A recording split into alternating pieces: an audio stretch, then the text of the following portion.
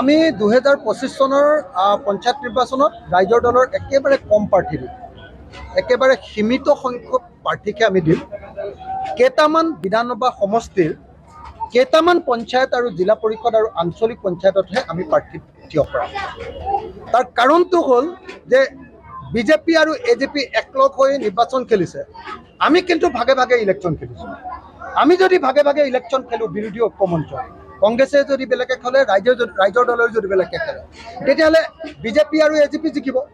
সেইকাৰণে আমি যিহেতু কংগ্ৰেছ দল এতিয়ালৈকে একলগ হ'ব খোজা নাই, আমি ৰাইজৰ দলে ত্যাগ স্বীকাৰ কৰিবলৈ সিদ্ধান্ত লৈছোঁ যে আমিয়ে কমকৈ ইলেকশ্যন খেলিম, কংগ্ৰেছে জিকক। কংগ্ৰেছক আমি সহায় কৰি দিম, অন্যান্য বিৰোধী দলক আমি সহায় কৰি দিম, কিন্তু কোনোপধ্যে আমাৰ মাজত ভোট বিভাজন হৈ কোনোপধ্যে বিজেপি আৰু এজেপি জিকিব নালাগে।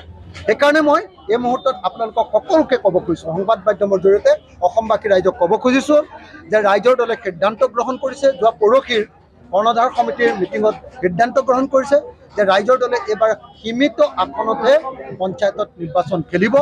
তাৰ কাৰণটো হ'ল বিৰোধী ঐক্যমঞ্চই যাতে জিকিব পাৰে আৰু বিজেপিয়ে যাতে এজেপিৰ লগত লগ লাগি যাতে চান্স লৈ আমাক হৰুৱাব নোৱাৰে, আমাৰ বিভাজনৰ সুযোগ লৈ, আমি একলগ নোহোৱাৰ সুযোগ লৈ, বিৰোধীবিলাক ঐক্যবদ্ধ নোহোৱাৰ সুযোগ লৈ যাতে আমাক হৰুৱাব নোৱাৰে, তাৰ কাৰণে আমি ত্যাগ স্বীকাৰ কৰিবলৈ সিদ্ধান্ত লৈছোঁ। আৰু দ্বিতীয় আৰু এটা কাৰণো আছে, আমি এবাৰ কমকৈ খেলা। আমি 2026 চনত মানে বিধানসভা নিৰ্বাচনত ৰাইজৰ দল এটা শক্তিশালী দল ৰূপে আত্মপ্ৰকাশ কৰিব খোজোঁ। ৰাইজৰ দলে অন্ততঃ 6% ভোট আমি পাবই লাগিব আমাৰ ৰেকগনিশ্যনৰ কাৰণে। সেইকাৰণে আমি একদম ফ্ৰেছ কেণ্ডিডেটক মানে ৰাইজৰ মাজলৈ উলিয়াই দিব খোজোঁ। সেইকাৰণে পঞ্চায়ত নিৰ্বাচনত আমি ভোট বিচাৰিব খোজা নাই। সেইকাৰণে এই দুটা কাৰণতে এইবাৰ আমি ইলেকশ্যনত বেছিকৈ পঞ্চায়ত নিৰ্বাচনত খেলিব খোজা নাই। আমি মূলতঃ কংগ্ৰেছ দল, অসম জাতীয় পৰিষদ, CPM, CPI, CPIML আটাইবিলাক ৰাজনৈতিক দলক সমৰ্থন কৰিব খুজিছোঁ আৰু আমি সকলোকে আহ্বান জনাইছোঁ, আহক আমি সকলোৱে মিলি এইবাৰ বিজেপি আৰু এজেপিৰ পৰা আমি 2025 চনৰ পঞ্চায়ত নিৰ্বাচনত ৰাইজৰ দলৰ একেবাৰে কম প্ৰাৰ্থী দিম, একেবাৰে সীমিত সংখ্যক প্ৰাৰ্থীকে আমি দিম। কেইটামান বিধানসভা সমষ্টিৰ কেইটামান পঞ্চায়ত আৰু জিলা পৰিষদ আৰু আঞ্চলিক পঞ্চায়ততহে আমি প্ৰাৰ্থী থিয় কৰাম।